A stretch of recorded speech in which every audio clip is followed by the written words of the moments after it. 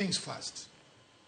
Janyuol nitie kama gikie. Nikech seche moko dhi ka police bende riemba rekode ang'o teko ne rumo kanyo. Koro wan gi MCA, wan go MP. MP modhi okaw nying jok molal e gwenge. To move motion in parliament. Koro ka so move motion in parliament. Koro kotamre timiyo ji kaka wan koro wabende wang'e gi mwanyalo timo. Nikech wan gen GSK, wan Kenya Human Rights Commission, wan gimlu. Wanyalo kutete kwa gimlu to timo postmortem ka. They will still match the bodies. But ingeni gima kikwa wondre uru. Jo Kenya bende seche moko ero ruma too much. Ingeni Facebook minene ni utingo mriambo tutinga adiera. Miriambo ni manetom. Ni jo Kenya no lal kinde ng'anyo. Jo Kenya lal. Ingeni jo Kenya lal. Tere process.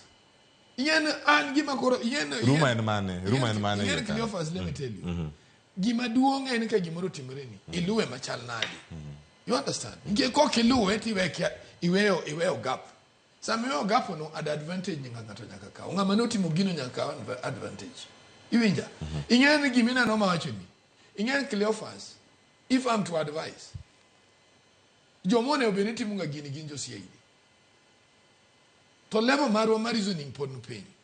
Nikech ing'eyo Cleophas ineno kat my level sani. Anyalo timo investigation. Tanwango ni in apply. Ina ng'ama notigo.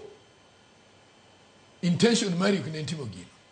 Chiko yie na kaka ng'amu as a qualified expert to say awe ng'ani on the basis ni ng'ani notigo kaka apply but ng'ama notimo gini en ng'ani mokudwa ni nyinge owuogo.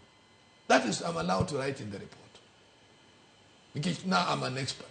To mage gik monigo benjo CID timo.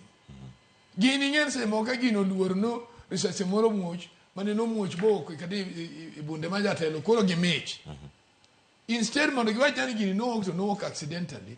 Koro the nature of the accident no emo dhi orang